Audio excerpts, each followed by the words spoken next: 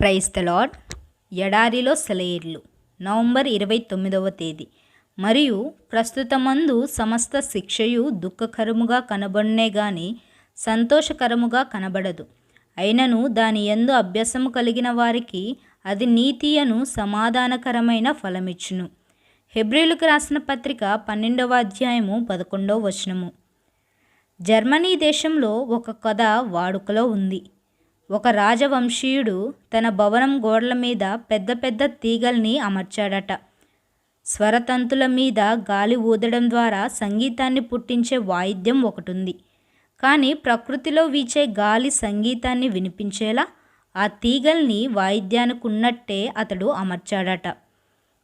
ఆ తంతుల మీదుగా పిల్లగాలి వీచేది గాని సంగీత ధ్వనులేమీ వినిపించేవి కావట. ఒకరోజు పెద్ద గాలివాన వచ్చి అతి బలమైన గాలులు ఆ భవంతంకేసి విసిరికొడుతున్నాయి. ఆ ధనికుడు కిటికీ తలుపు తెరచి చెలరేగే ఆ తుఫాను వంక చూస్తున్నాడు. ఆ పెనుగాలికి అతడు అమర్చిన తీగల నుండి బ్రహ్మాండమైన సంగీతం హోరుగాలి శబ్దాన్ని మించి వినిపిస్తూ ఉంది. వాటిలో సంగీతాన్ని పుట్టించాలంటే తుఫాను అవసరమైంది. మనకు ఎందరో వ్యక్తుల జీవితాలు తెలుసు.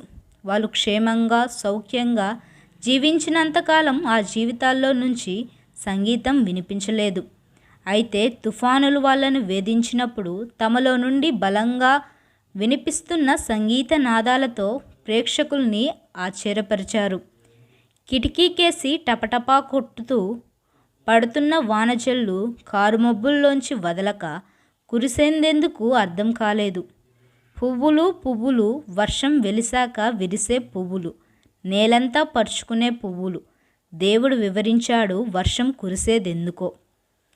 మనం శ్రమలకు సరి అయిన పద్ధతిలో ఎదుర్కొనగలిగితే శ్రమల తరువాత వచ్చే దశను గురించి మనం నిశ్చింతగా దేవునిపై ఆధారపడవచ్చు. ఎవరూ బుద్ధి చెప్పకపోతే కొంతకాలం సంతోషంగానే ఉంటుంది. అయితే తరువాతి కాలంలో ఫలితాలు ఎలా ఉంటాయి? Praise the lord.